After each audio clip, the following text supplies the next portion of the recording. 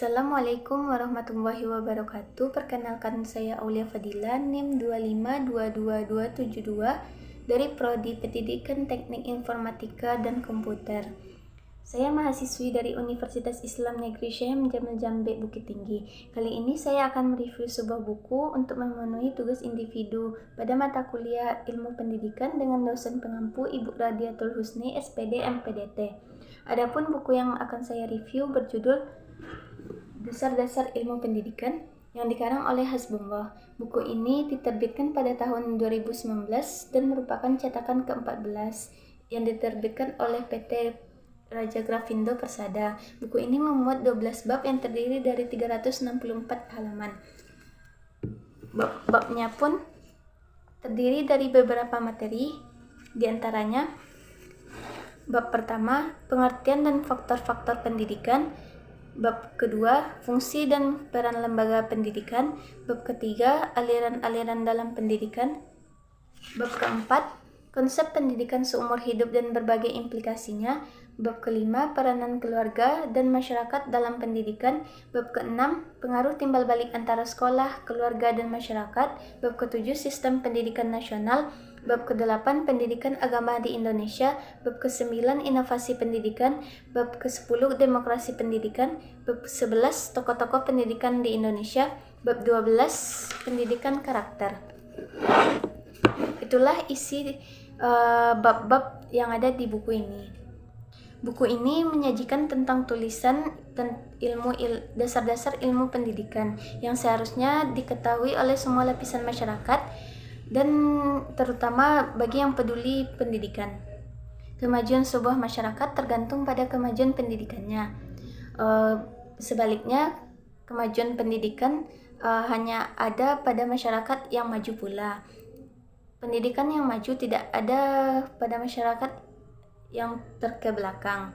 Untuk itu, buku ini menyajikan secara runtut mengenai faktor-faktor penentu dalam pendidikan, aliran-aliran pendidikan, konsep pendidikan seumur hidup, keterkaitan masyarakat dan pendidikan, inovasi pendidikan, demokrasi pendidikan, dan konsep-konsep pendidikan lainnya, serta ditutup oleh pendidikan karakter. Semuanya dituangkan dengan konsep-konsep yang bersifat teoritis dan praktik kependidikan.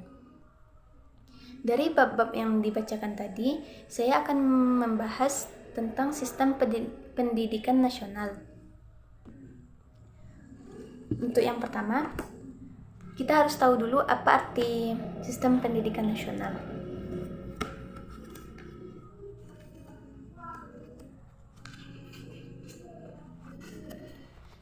Sistem pendidikan nasional adalah proses pendidikan yang diselenggarakan dan dilaksanakan suatu bangsa dalam upaya menumbuhkan dan mengembangkan watak atau kepribadian bangsa, memajukan kehidupan bangsa dalam berbagai bidang kehidupannya, serta mencapai tujuan nasional bangsa yang bersangkutan. Sedangkan tujuannya yaitu memberikan arah pada semua kegiatan pendidikan dalam satuan-satuan pendidikan yang ada. Tujuan ini merupakan tujuan umum yang hendak dicapai oleh semua satuan pendidikannya. Meskipun setiap satuan pendidikan mempunyai tujuan sendiri, namun tidak terlepas dari tujuan pendidikan nasional. Dalam sistem pendidikan nasional, peserta didiknya adalah semua warga negara. Artinya semua satuan pendidikan yang ada harus memberikan kesempatan menjadi peserta didiknya kepada semua warga negara yang memenuhi persyaratan tertentu sesuai dengan kekhususannya, tanpa membedakan status sosial, ekonomi, agama, suku bangsa, dan sebagainya. Hal ini sesuai dengan Undang-Undang Dasar 1945 Pasal 31 Ayat 1 yang berbunyi, tiap-tiap warga negara berhak mendapat pengajaran. Serta di dalam Undang-Undang Nomor 20 Tahun 2003 Pasal 5 disebutkan ayat 1, setiap warga negara mempunyai hak yang sama untuk memperoleh pendidikan yang bermutu, dan ayat 5, setiap warga negara berhak mendapatkan kesempatan meningkatkan pendidikan sepanjang hayat. Yang kedua, kita akan mengetahui sistem pendidikan nasional di Indonesia yang berada dalam pasal 31 ayat 2 Undang-Undang Dasar 1945 mengamanatkan kepada pemerintah Republik Indonesia untuk mengusahakan dan menyelenggarakan satu sistem pengajaran nasional yang diatur dengan undang-undang. Hal tersebut berarti bahwa pemerintah harus menyusun undang-undang tentang sistem pendidikan nasional dalam rangka menyelenggarakan satu sistem pendidikan nasional yang dimaksudkan. Kendatipun Undang-Undang Dasar 1945 sudah mengamanatkan demikian, ternyata usaha menyusun undang-undang tentang sistem pendidikan nasional bukanlah persoalan yang mudah. Sejak tahun 1945, undang-undang sebagaimana dikehendaki pasal 31 ayat 2 Undang-Undang Dasar 1945 baru dapat direalisasikan pada tahun 1989, yaitu dengan diundangkannya Undang-Undang Nomor 2 Tahun 1989 pada tanggal 27 Maret 1989. Selanjutnya disempurnakan dengan Undang-Undang Nomor 20 Tahun 2003.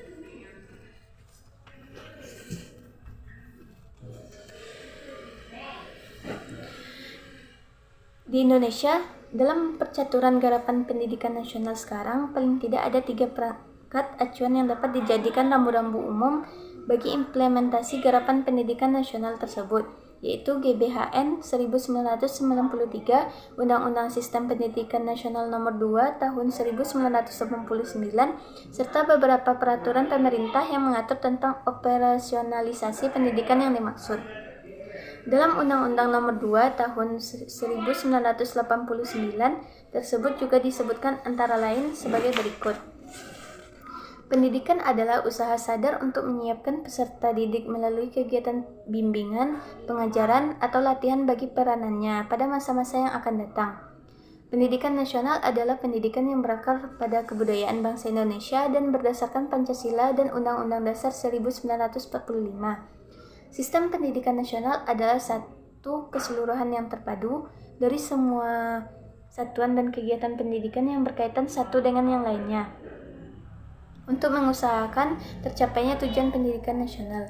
Pendidikan nasional bertujuan mencerdaskan kehidupan bangsa dan mengembangkan manusia Indonesia seutuhnya, yaitu manusia yang beriman dan bertakwa kepada Tuhan Yang Maha Esa dan berbudi pekerti luhur, memiliki pengetahuan, kesehatan jasmani dan rohani, kepribadian yang mantap dan mandiri, serta rasa tanggung jawab kemasyarakatan dan kebangsaan. Selanjutnya kita akan membahas tentang dasar dan tujuan pendidikan nasional.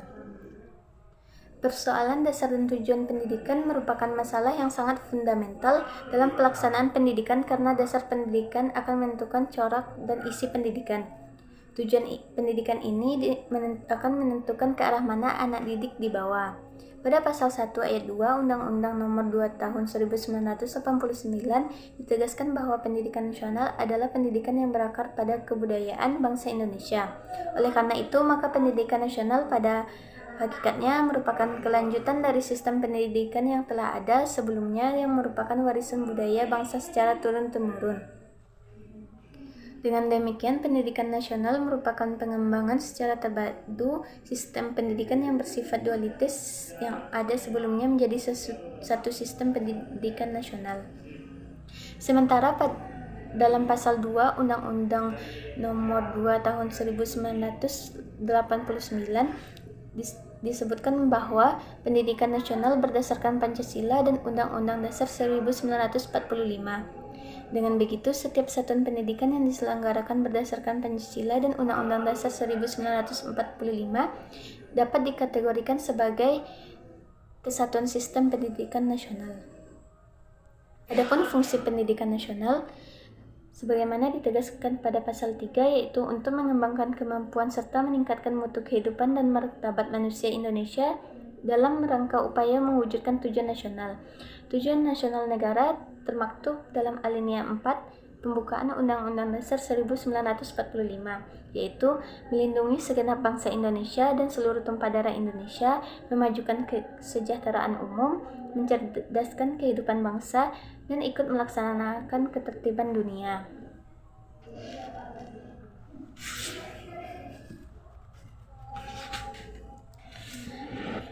Selanjutnya kita akan membahas tentang warga negara dan haknya memperoleh pendidikan. Pendidikan merupakan sarana utama dalam upaya meningkatkan kualitas sumber daya manusia. Tanpa pendidikan akan sulit diperoleh hasil dari kualitas sumber daya manusia yang maksimal. Hal ini tercermin dalam tujuan pendidikan yang dikemukakan terdahulu, yang mengaktualisasikan pada kehidupan bangsa dan mengembangkan manusia seutuhnya, yaitu manusia yang beriman bertakwa terhadap Tuhan Yang Maha Esa, berbudi pekerti luhur, memiliki pengetahuan dan keterampilan, kesehatan jasmani dan rohani, kepribadian yang mantap dan mandiri, serta memiliki tanggung jawab kemasyarakatan dan kebangsaan. Dari konteks ini, semestinya peningkatan kualitas sumber daya manusia dapat dilandasi oleh nilai-nilai spiritualitas, mendapat prioritas pada setiap proses pendidikan. Kendatipun dalam realisasinya tidak semua lembaga pendidikan mampu merealisasikan cita-cita ideal tersebut, namun upaya-upaya terus dilakukan dalam rangka peningkatan kualitas pendidikan nasional karena bagaimanapun semua ini harus melibatkan berbagai faktor dalam kerangka pelaksanaannya. Kebutuhan akan pendidikan merupakan hal yang tidak bisa dipungkiri, bahkan semua itu merupakan hak semua warga negara. Berkenaan dengan ini, di dalam Undang-Undang Dasar 1945 Pasal 31 Ayat 1 secara tegas disebutkan bahwa tiap warga negara berhak mendapat pengajaran. Dengan demikian, berarti bahwa hak setiap warga negara Indonesia untuk memperoleh pendidikan sudah dijamin oleh hukum yang pasti dan bersifat mengikat. Artinya, pihak manapun tidak dapat merintangi atau menghalangi maksud seseorang untuk belajar dan mendapatkan pengajaran. Selanjutnya, pembahasan tentang pengembangan kebudayaan dan pendidikan nasional. Pendidikan nasional dikehendaki haruslah bersifat fungsional, yaitu berfungsi untuk kepentingan kelembagaan masyarakat menuju perkembangan kehidupan bangsa yang menyangkut pengembangan pribadi dan watak bangsa. Sebab keduanya ini merupakan kriteria dasar dalam upaya mewujudkan suatu sistem pendidikan nasional. Dalam upaya pembangunan bangsa, tampaknya pengembangan sumber daya manusia adalah hal yang paling penting dan utama jika dibandingkan dengan pengembangan sumber daya alam. Meskipun antara keduanya saling berkaitan dan tak terpisahkan. Oleh karena itu, pembangunan manusia seutuhnya perlu diwujudkan dengan sebaik-baiknya sehingga diperlukan pendekatan-pendekatan yang baik.